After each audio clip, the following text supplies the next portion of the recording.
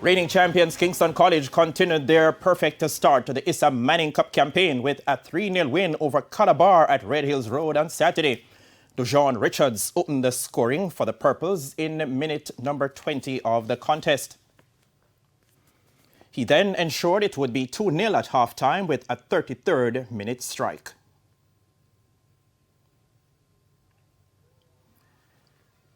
And with Calabar offering no reply, Richards completed his hat-trick and 8th goal of the season with a long-range strike in the 49th minute to push KC to 12 points at the top of Group A.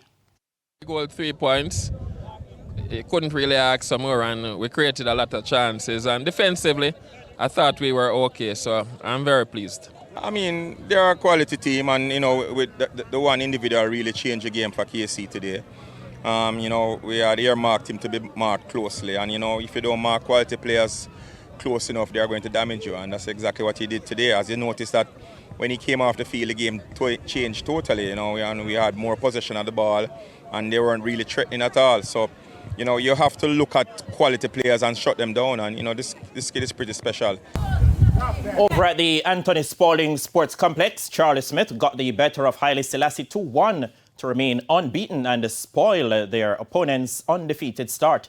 Haile Selassie's goalkeeper would be disappointed with how the opening goal was conceded as Dylan Spence netted directly from a corner in the 30th minute to make it 1-0. And there was no further change before the break, but Charlie would get their second in the 61st minute through Stephen Emmanuel.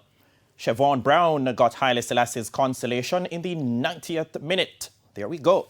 The result sees Charlie Smith leapfrog Haile Selassie at the top of Group C with 14 points, one more than their opponents.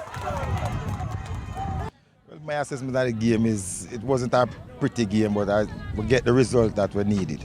We just take one game at a time. I must say, for our progress out of the group, anything can happen from there. Haile Selassie's head coach, Linval Rudy Dixon, said his team lacked energy throughout the contest. I would have said the team really tired today. You could have seen that when it started, we tried to work ourselves in the game.